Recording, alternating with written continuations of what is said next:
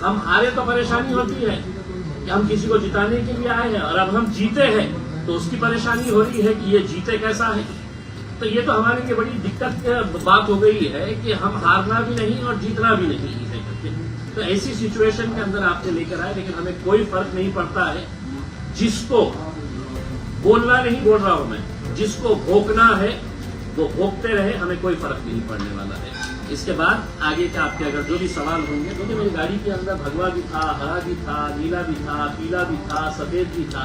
अफसोस इस बात का ये हो गया है कि आपने इस देश को रंगों के अंदर बांट दिया है। कोई हुकूमत, कोई संविधान, कोई कानून ये नहीं कहता है कि ये रंग जो है ये किसी एक विशिष्ट जाति से जुड़ा हुआ है। मैंने हरा रंग भी पहना हुआ था, अभी मुझे किसी ने गाड़ी में चढ़ते चढ़ते ये रंग ये पहना दिया तो मैंने ये भी पहन लिया है।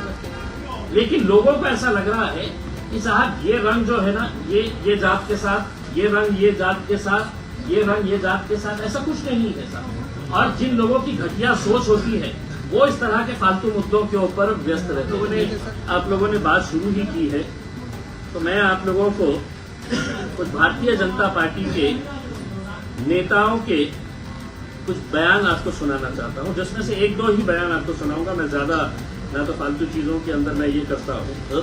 तुम्हारे मस्जिदों के अंदर आकर घुसकर तुम्हें मारेंगे। मैं अब मुमरा की पुलिस से एक सवाल करने के लिए आया हूं। इसको नोटिस दिए थे आपने?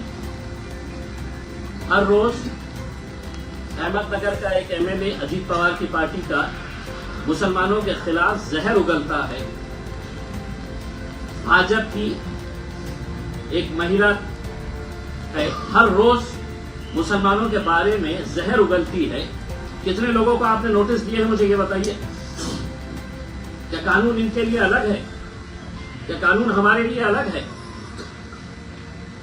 सिर्फ एक तोतला आके यहाँ पर खड़ा हो जाएगा 2-5 लोगों को लेकर।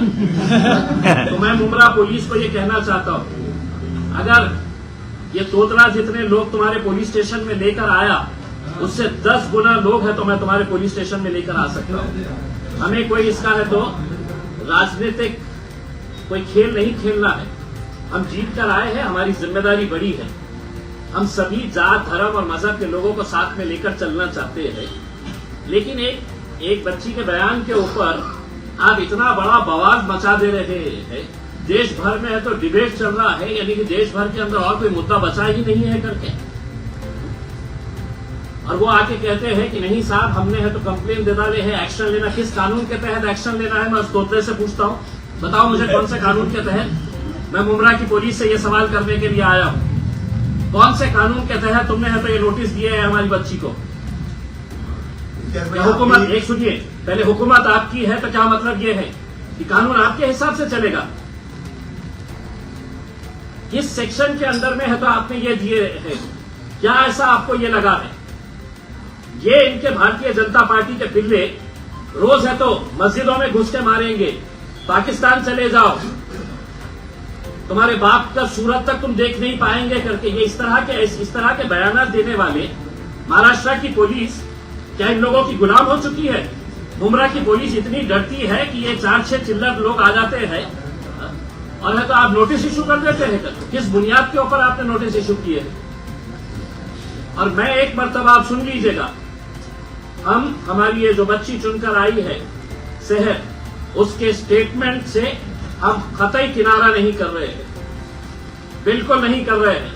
हम पूरी तरह से पूरी मजबूती के साथ मजलिस इत्तेहाद और मुस्लिमीन एक बार फिर से कहकर जा रहे हैं कि सिर्फ मुमरा की क्या बात कर रहे हैं तुम। आने वाले वक्त के अंदर हम महाराष्ट्र के अंदर हम अच्छा खासा हरे रंग को फैलाएंगे। तो डराने, धमकाने, नोटिस इशू करने की बात कर रहे हैं करके, अब मैं आपके जरिए ये तोतले को बोल रहा हूं कि तुमने इस बच्ची के, छोटी बच्ची है, पहली मर्तबा जीत कर आई है, उसका जोश है, लेकिन मैं अगर बोल के जा रहा हूं, अब तुझे चैलेंज कर रहा हूं मैं कि मेरे खिलाफ तू क्या कार्रवाई कर सकता है, क्योंकि कायदे कानून हमको भी अच्छी तरीके से समझ में आते हैं।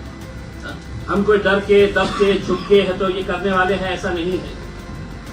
और मैं एक बार फिर से ये बताना चाहता हूं, अगर तुम्हारी भारतीय जनता पार्टी की हुकूमत है महाराष्ट्र के अंदर और तुम ये समझ रहे हम कुछ भी करेंगे, मुंब्रा के अंदर अगर दोबारा ये तोतला यहां पर आया तो एक बात समझ लेने का, मैं दोबारा यहां पर आऊंगा और भरे चौराहे के ऊपर बड़ा स्क्रीन लगवाकर उसकी जो ब्लू फिल्म है मैं है तो वो फिल्म है तो भरे चौराहे के ऊपर दिखाऊंगा। तुम हमको सिखा रहे हो, तुम्हारा खुद का चरित्र क्या है तुम देखिएगा। अब तुम ये समझ रहे होंगे कि भाई मैं आऊंगा, आके तो यहां पर पुलिस वालों के ऊपर दबाव देकर चला जाऊंगा करके, तो इनकी पार्टी गुंडे और मवालियों से भरी पड़ी हुई है। पुलिस अगर इनको कंट्रोल नहीं कर सक रही है तो आप हमारे ऊपर दबाव डालेंगे, नहीं साहब ये आया था, कौन है, उसका वजूद क्या है, क्या ये। देखिए इस बच्ची के ऊपर जिस तरीके से उनके परिवार के ऊपर जिस तरीके से प्रेशर लाया जा रहा था, उसमें हमने कहीं पर भी आज हमने मीटिंग लेकर ये कहा है कि देखिए हमारी जीत हुई है, हमें लोगों ने है तो आवाम ने है तो कबूल किया है, एक्सेप्ट किया है। हमारे अंदर ह्यूमिलिटी होनी चाहिए, हमने लोगों का धन्यवाद अदा करना चाहिए, हमने लोगों के अंदर एक पैगाम देना चाहिए कि साहब इतने सारे लोगों ने हमको वोट दिया है, अब हम मुंब्रा के विकास के लिए आगे बढ़ना चाहते हैं। मुंब्रा का विकास करते वक्त जब हम सड़क की बात कर रहे हैं तो सड़क के ऊपर कोई एक जाति के लोग नहीं चलने वाले। जब हम कचरा उठाने वाले हैं तो वो कचरे की बदबू सिर्फ एक समाज को सताती है, दूसरे समाज को सताती है, ऐसा नहीं है। ड्रेनेज अगर है, इंफ्रास्ट्रक्चर अगर नहीं है, तो ये सब चीजें जो है हम मुंब्रा के विकास के लिए, लेकिन सारे लोगों को तकलीफ इस बात की सता रही थी कि एमआईएम 125 सीटें कैसे जीत गई, गोवंडी के अंदर है तो हमने मुंबई में 8 सीटें कैसा जीत गए हैं, मुंब्रा के अंदर हमने 5 सीटें कैसा जीत गए हैं करके। भाई आप लोगों की ये जिम्मेदारी थी कि एक यंग लड़की, पढ़ी लिखी, हाईली एजुकेटेड बच्ची, जिसको कितने दिन सताया गया है उसके परिवार वालों को कि हम टिकट दे रहे, अभी दे रहे, सुबह दे रहे, रात में दे रहे, आधी रात को दे रहे हैं करके उसमें मेहनत करे, रास्ते के ऊपर आए, लड़े झगड़े, उसके ऊपर पुलिस नोटिस दे रही है।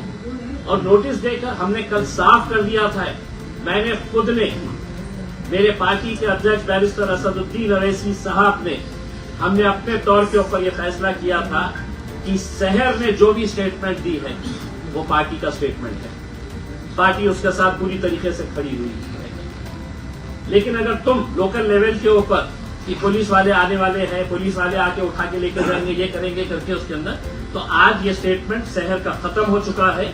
अब इम्तियाज जलील ये स्टेटमेंट देकर जा रहा है और वो तोतले को बोलकर जा रहा है, तू एक बच्ची को बच्ची समझकर तू समझ ये कर रहा था, अब मेरे खिलाफ तुझे क्या कार्रवाई करने का। पूरा नासिक एक साथ आ गया है कि नहीं, बोला साहब हमको हिरवा बचाने का है करके, हरियाली बचाने का है करके उसमें। आप इसको इस नजरिए से क्यों नहीं देख रहे हैं कि 26 जनवरी आने वाला है और शहर ने अपनी यंग टीम के साथ ये फैसला किया था कि हम मुंब्रा के अंदर हरियाली ही हरियाली लगाएंगे करके, मुंबई को हरा भरा कर देंगे करके। और ये तो सिर्फ मुंब्रा को हरा भरा करने की बात कर रहे हैं, हम तो देश को हरा भरा करने की बात कर रहे हैं।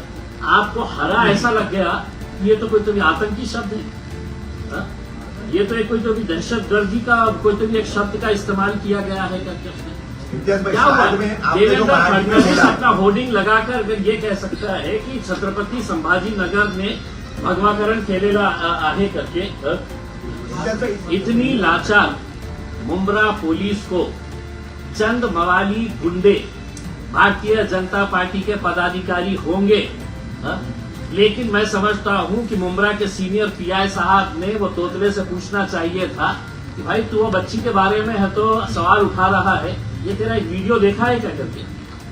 सीनियर साहब को मैं भिजाऊं क्या उनका वीडियो, किरीट सोमैया का वीडियो भिजाऊं मैं?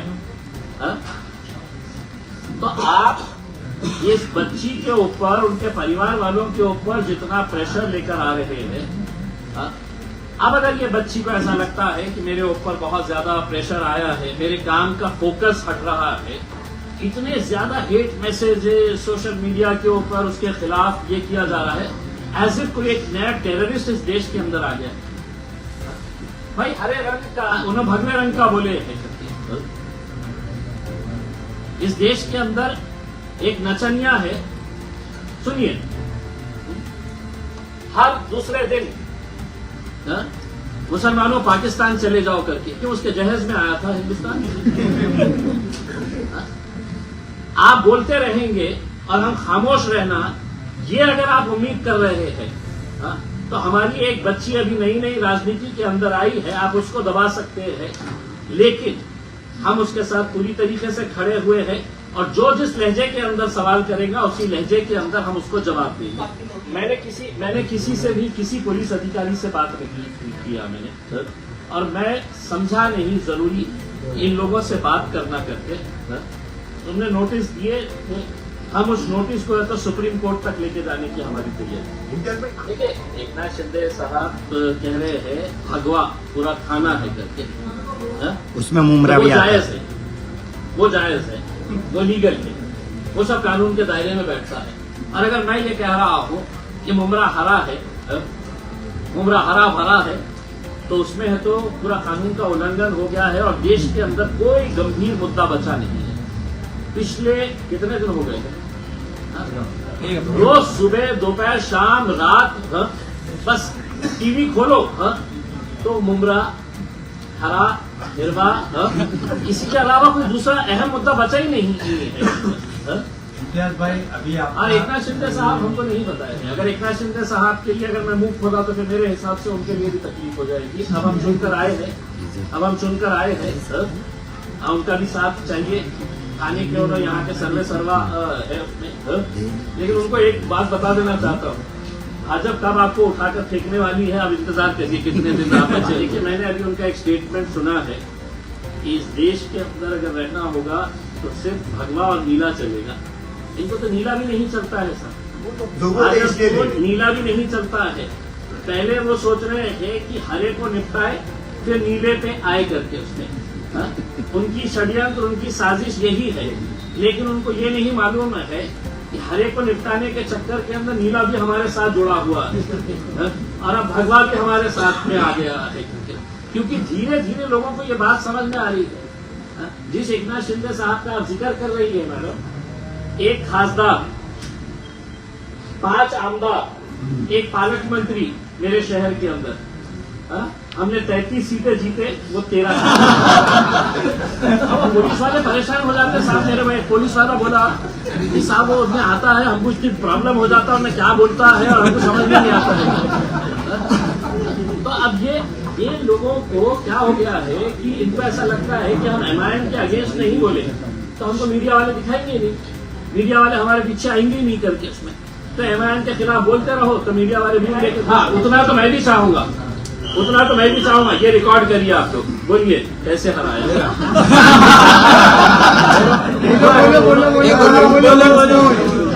थोड़ा मोटे ने भाई गम थोड़ा आगे हो। हाँ बस स्टेटमेंट्स इम्तियाज सर ने अभी आपको दिए, वो सब मेरे दिल के स्टेटमेंट्स हैं। हमारे लीडर ऐसे हैं कि हमसे हर बात इन्होंने डिस्कस करी, ऐसा कुछ भी नहीं कि किसी के प्रेशर में आ करके मैं चुप हूँ या मैं स्टेटमेंट्स नहीं दे रहा। सारी ऑलरेडी 3 दिन से नेशनल मीडिया ने घेरा हुआ है और इस तरीके से घेरा हुआ है कि सभी फॉल्स एलिगेशंस के साथ। लेकिन थैंक यू सभी उन इंडियंस का जिन्होंने मेरे हक में बात की। कई सारे नॉन मुस्लिम हिंदू भाई बहनों ने भी मेरे वीडियोज बनाए और सोशल मीडिया पर अपलोड किए। दिल से आप सभी का बहुत बहुत शुक्रिया। और एक बार फिर से उन हारे हुए लोगों के लिए ये स्टेटमेंट खास सभी के लिए, कैसे हराया।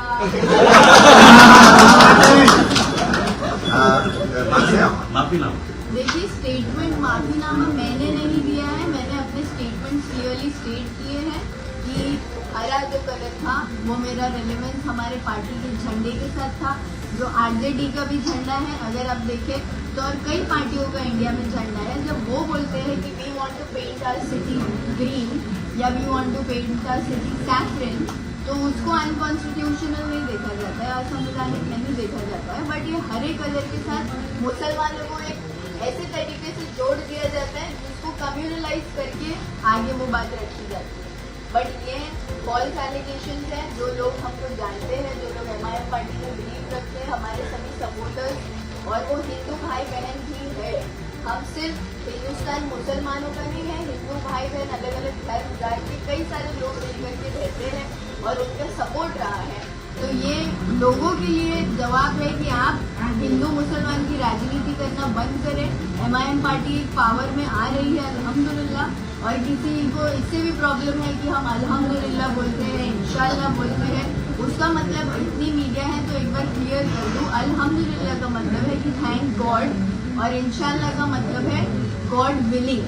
तो अगर हम अपने सेंटेंसेस में यूज करते हैं, हमारा बिलीफ है कि अगर अल्लाह ने चाहा तो, और हर सेंटेंस में हम अपने भगवान का जैसे लोग शुक्रिया अदा करते हैं वैसे हम अपने अल्लाह का शुक्रिया अदा करते हैं, तो हम इस चीज़ को मेंशन करना जरूरी समझते हैं। इससे कोई धार्मिक भावनाएं हर्ट नहीं होती, जैसे उन लोगों की एक भाषा है, ये हमारी भाषा है। तो प्लीज इस पर और धार्मिक राजनीति करना बंद करें। आज के बाद अगर आपको मुझे कवर करना है तो सिर्फ और सिर्फ मेरे काम को कवर करो। सुनिए, इनकी तरफ से मैं बोलता हूँ, अगर मुमरा के विकास के लिए अगर हमारे पूरे कॉर्पोरेटर्स को मुख्यमंत्री के पास जाना पड़े, उप मुख्यमंत्री के पास जाना पड़े, वो एक पद के ऊपर बैठे हुए हैं, पैसा है तो आसमान से नहीं आता है ना जमीन से उगता है। अगर हमारे शहर के विकास के लिए अगर हमारे पूरी की पूरी टीम को अगर जाना पड़े किसी के पास तो यकीनन जाएंगे, और हम पार्टी की तरफ से उनको ये इख्तियार देते हैं कि अपने शहर के विकास के लिए अगर आपको जिस किसी के पास जाकर अगर शहर का विकास होता है तो उसके लिए जरूर करें। Thank you for watching. Please do subscribe to our channel to support verified responsible journalism.